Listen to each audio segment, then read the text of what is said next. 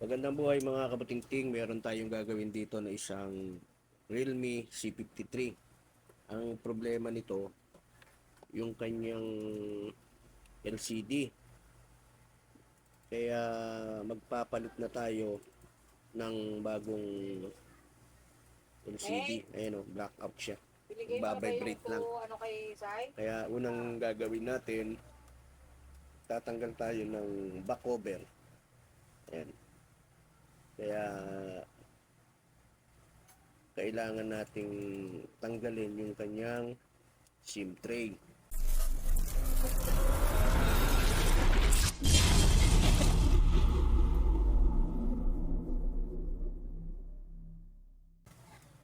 Dahil magbabaklas tayo ng back cover. Dahil yung flex ng ating LCD ay nandoon sa ilalim ng kanyang battery. Kaya kahit yung battery tatanggalin natin. Yan, sukutin nyo lang yan. Hanap kayo ng Nakita nyo yung hinahanap yung damit? Kukuhin nyo na. May. Pero kung hindi, gumamit kayo ng proper tools. Nakita mo yung hinahanap ng mga damit? Angat ng kanyang back cover. Ayan. Gamit yung kuko. Ayan. Kaya kailangan medyo mahaba yung kuko nyo. Tutulog yan pagka natanggal doon sa pinakalock nyo. Lit-lit ang bahay nyo eh. Yung paikot. Para maiangat natin. Ingat lang kayo dito sa may part ng camera. Kasi nakadikit yun ng double adhesive. Yan. Kaya kailangan patakan nyo siya ng yan. Doon din sa ilalim ng lens ng camera niyan, meron tornilyo doon sa gitna. Kaya makikita ko sa inyo dyan para magkaroon kayo ng idea. Para tanggalin natin lahat ng mga tornilyo ng mainboard dahil magbabaklas tayo ng flex ng battery. Tatanggalin din natin yung kanyang battery. Dahil kailangan iangat natin yung battery dahil yung flex ng ating LCD na tanggalin ay ando sa ilalim ng battery natin. Kaya subaybayan nyo mabuti mga kabatingting sa mga baguhan gustong matuto ng paggawa ng cellphone. Ikaw ay napadaan sa aking channel, please like, comment, subscribe na rin. Ayan. Angat natin yung tanggalin muna natin itong sa fingerprint para hindi maging istorbo. Ayan yung sa flex ng ating battery. Iaangat nyo yan. Ayan. Check lang natin. Tapos yun sa LCD, sa charging board. Angat nyo na yan lahat para walang maging istorbo. Ayan. Ayan natin. Check lang natin. Linisin na rin natin yung kanyang charging board. Charging pin niya. Ayan. Ito sabi kasi nung may-ari na basa eh. Kuha mo yung cellphone mo doon? Ang gamit ko dyan yung brush tapos electronic thinner yung ginagamit ko panlinis. Linisin na rin natin yung kanyang kasi dito sa part na to yung nabasa daw eh. Sa ilalim eh. Kaya tanggalin na natin yung mismong kanya. Mismong Hindi siya nagsasalita. main board niya. Ay mismong charging board niya. Kaya tanggalin na rin natin itong tornilyo. Ngayon pag testing natin at nag-blackout pa rin, change LCD na tayo. Yan, second option natin yun. Kaya tanggalin muna natin yung mga tornilyo. Yan. Yan, lahat yan tatanggalin natin yan.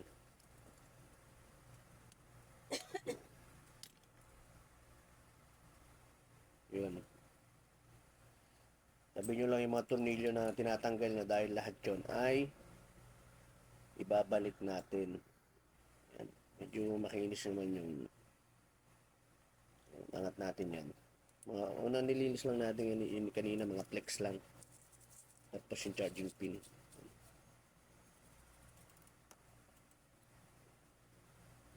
Para i-testing natin Yan. Bakit? kung gagana siya. Ikabit natin yung mga flex. Teorya ka sa 500, tigo 100. Tapos, on natin. Pag hindi gawa na, yun, second step na tayo. Change LCD. Sure na yun. Kaya ganitong nabasa, kadalasan, ang nasisira, nagaground yung LCD niya eh. Tapos na ito. Yan, kabit natin. Okay, wala oh. Wala. Kaya kailangan wala siya. Ayan.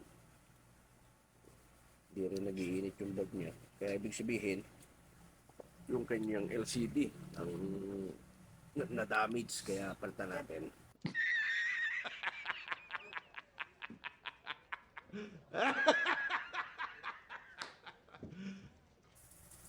Mga kabuting-ting oh. Wala talaga. Kaya ang gagawin na natin, ayan, on natin oh. Wala talaga siya. Ilang minuto na yung lumipas dyan, pero ganun pa rin. Kaya magpapalit na tayo ng LCD. Angat natin yung mga flex.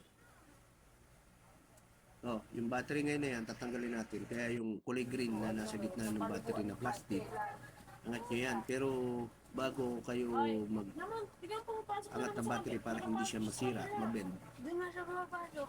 lalagyan nyo siya ng electronic thinner para lumambot yung dikit. May dikit kasi yan sa lalim eh. May dikit yung battery. Ayan, pag ganyan, tignan nyo. Pagka nalagyan kasi ng electronic thinner, madali na siyang tanggalin. Tapos ito, yaan yung flex nung ating LCD. Tulak na lang na ganyan yan. Ayan o. Ayun. Tanggal na. Ayan ang isang patunay na nabasa ang isang unit. Kahit hindi sabihin nung nagpagawa. Sasabihin nag-blackout lang. Ayan o, yung puti-puti na parang asin na yan. Ibig sabihin, liquid yan, tubig yan. Ayan o, paikot yan. Ayan, nakikita nyo. Ayan o. Tignan nyo. Pag natuyo ang tubig, ganyan. Kaya hindi makakapagkaila yung nagpapagawa kahit iba kasi nagsisinungaling na nilapag lang sa lamesa, nag-blackout na, nilapag lang sa kinards lang, nag-blackout na. Ayaw aminin niya nabasa yung kanilang unit. Ayan, linisin muna natin pagka ganyan. Aluminum yung mid-frame tawag dyan eh.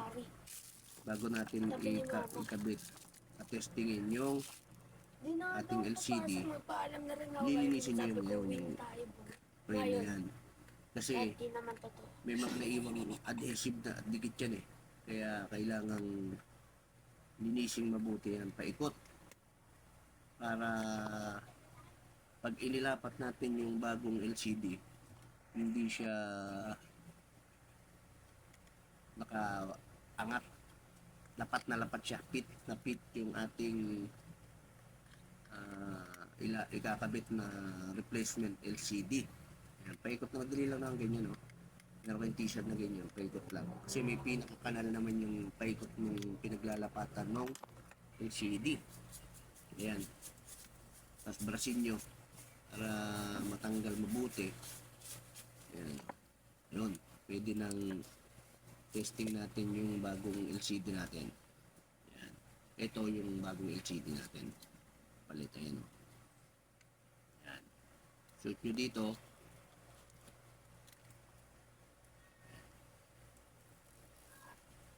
Pero bago kayo lapat ng LCD,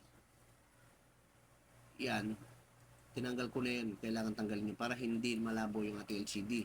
Yan, sa likod ng flex, tanggalin nyo rin yan. Tapos yung dito sa may camera. Kasi yung iba nagkakabit, hindi alam. Mga bago siguro. Ba't daw lumabo yung camera nun pala. Hindi natanggal yung plastic dun sa front cam. Kadalasan ganun yung ibang nare-repair natin na pag nalapat, pantayin nyo lang yung flex na yan. Ganyan o. Ayan. Kailangan lapat na lapat yan. Didikit para dumikit. Hindi maputol yung mga line ng flex natin. Ayan. Ngayon, ikakabit na natin yung LCD dito. Maglalagay tayo ngayon ng dikit. Ang gamit natin ay ayan, ang paikot yan. lalagay kayo. Diba? Pero dito tayo babanat sa LCD. Yan. Paikot. Okay, yan. Doon lang sa gitna na kung nakikita nyo, hindi ko nilagyan ng dikit. Dahil doon ay mayroong speaker cover, eh hindi, pag nadinikitan nyo, hihina yung sounds ng inyong unit yan. Paikot yan. Lalagay ng adhesive. Pang cellphone talaga yan. Pang LCD sa back cover. Pwede rin. Pang dikit yan. Hanggang dito lang din yan. Yan. Tapos natin ilalapat na mabuti. Diretso buo na tayo dito ha. Diretso buo na yan. Shoot natin. Dito. Yan. Tapos ilapat nyo. Tulak nyo pataas. Tapos pababa. Kaliwa kanan. Ayan. Ayan. Para makita nyo kung pantay na pantay yung bagong LCD. Kabit natin yung kanyang flex. Yan.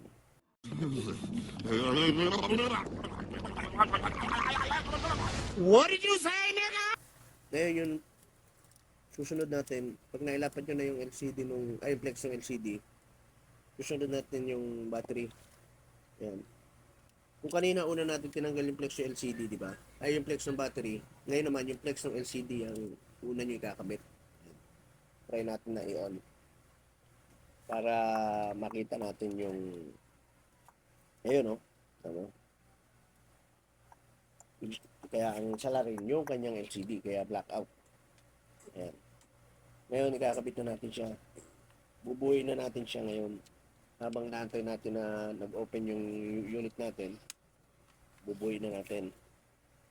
Kaya lahat ng mga tornilyo na tinanggal natin ay obligado nating ikabit.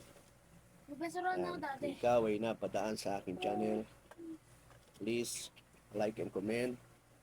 Pwede bang pakishare mo rin yung aking video? Lalong-lalo na subscribe and click mo ang notification bell para maging updated ka sa mga susunod na video na aking i-upload. Yan. Pwede kang mag-comment at sisikapin natin lahat ng inyong mga katanungan about gadget ay ating sasagutin. Maraming salamat sa lahat ng mga sumusuporta sa akin, mga nag-subscribe sa aking channel. Mahal ko kayo.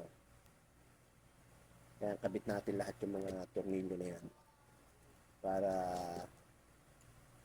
magamit na ng may-ari yung kanyang unit. Yan. Kabit natin una yung, huwag kalimutan yung kanyang fingerprint bago yung back cover. Yan. Natin. At lalagyan na natin siya ng tornilyo. Wala kaming pakialam! Ayan, kabit natin lahat yung kanyang mga tornilyo. Tapos, pagkakabit na natin lahat ng tornilyo ng ating mainboard, ang isusunod naman natin yung back cover. At ipakikita ko sa inyo na okay na yung ating ginawang unit. Kung may password yung unit na ginagawa, hindi nyo alam yung password, dali lang, punta kayo sa emergency, pindot kayo ng number. Kung anong number ang pipindutin nyo, yun ang dapat lalabas dun sa screen. Ibig sabihin, good yun. Pero pagka nadidelay, o kaya nagpipindot mag-isa, defective yung LCD. Yan. Ito ngayon, nakaangat siya, di ba? Ang diskarte dyan, ilapat yung ganyan. Ito. Tapos nyo siya lalagyan ng tape. Yung tape na ginagamit ko ng kulay dilaw, thermal tape ang tawag dyan. Yun. Lapat natin yung back cover. Yun o, swak na swak, di ba? Yan. Okay. Yan. Pag diin nyo, tutunog yan eh. Mararamdaman nyo yan na naglalak na siya. Yan. Ibig sabihin, lumalapat yung ating LCD. Bit na natin yung kanyang SIM tray. Para mahirap makalimutan yan, babalik ating customer. Ayun, may password, no? Emergency. Yan, no? Kung ano yung mga pinipindot nyo, yun ang kailangan lumabas doon sa screen. Yan. Yan, no? On off. Volume. Testingin nyo yan kung gumagana ng ayos. Yan. Okay. Yan. Maganda yung ating Ngayon, lalagyan natin siya ng tape at patutuyuin natin siya ng kalahating oras at pwede na natin siyang ibigay doon sa may-ari. Yan, paikot lang na ganyan, kahit gilid-gilid, gitna. Bahala kayo kung gaano karaming tape ang ilagay nyo. Yan. Pero ako ganyan lang maglagay, okay na yan. Pinupulit ko lang yung mga tape na para pagtipid ba. Yun. Okay na. Nagagamit na nung may-ari. Ganyan. Ayan na. Ayan o. Ayan na o.